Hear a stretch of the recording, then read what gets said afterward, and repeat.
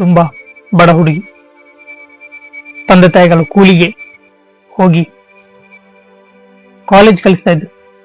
ಈ ಸಂದರ್ಭದಲ್ಲಿ ಅವಳನ್ನು ಅತ್ಯಾಚಾರ ಮಾಡಿ ಬಿಸಾಡಿದ್ರು ಕಾಮುಕರು. 25 ವರ್ಷಗಳ ಕಾಲ ಪ್ರತಿಭಟನೆ ನಡೆಯಿತು. ಯಾರು ಹಣವಂತರಲ್ಲ, ಈ ತಂದೆ ತಾಯಿಗಳು ಮಾತ್ರ ಪ್ರತಿಭಟನೆ ಮಾಡಿದ್ರು. ಸಪೋರ್ಟ್ ಯಾರು ಬರಲಿಲ್ಲ, ಯಾಕಂದ್ರೆ ಅವರು ಬಡವರು, ಹಣ ಇರಲಿಲ್ಲ, ಏನು ಪ್ರಯೋಜನ ಆಗಲಿಲ್ಲ. ತಂದೆ ದುಃಖಿಸಿ ಸತ್ತು ಹೋದ್ರು. ತಾಯಿ ಅದೇ ಕೊರಗಿನಿಂದ ಅವರು ಕೂಡ ಸತ್ತು ಹೋದ್ರು. ಅವರ ಸಂಬಂಧಿಕರೆಲ್ಲ ಸ್ಥಳವನ್ನು ತಗೊಂಡ್ರು. ಅತ್ಯಾಚಾರಿಗಳಿಗೆ ಶಿಕ್ಷೆ ಆಗ್ಲೇ ಇಲ್ಲ. ಅತ್ಯಾಚಾರಿಗಳನ್ನು ಮಾಲೆ ಹಾಕಿ ಪ್ರೋತ್ಸಾಹಿಸ್ತಾ ಇದ್ರು. ಬೇಸರದ ವಿಷಯ ಏನಂದ್ರೆ, ಈ ಪ್ರಪಂಚದಲ್ಲಿ ಹಣ, ಐಶ್ವರ್ಯ, ಅಂತಸ್ತು ಇರುವವರು ನ್ಯಾಯವನ್ನು ಅನ್ಯಾಯ ಮಾಡ್ತಾರೆ, ಅನ್ಯಾಯವನ್ನು ಅನ್ಯಾಯ ಮಾಡ್ತಾರೆ.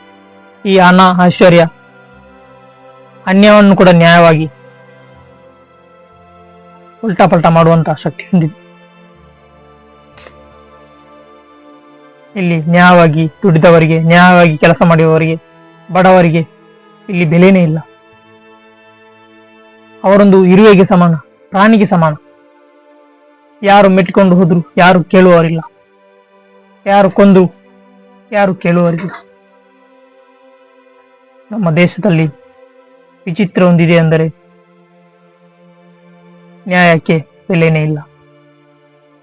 ಇಲ್ಲಿ ಬಡವರು ನ್ಯಾಯ ಕೇಳ್ತಾರೋ ಅವರೇ ಅನ್ಯಾಯ ಮಾಡಿದವರಾಗ್ತಾರೆ.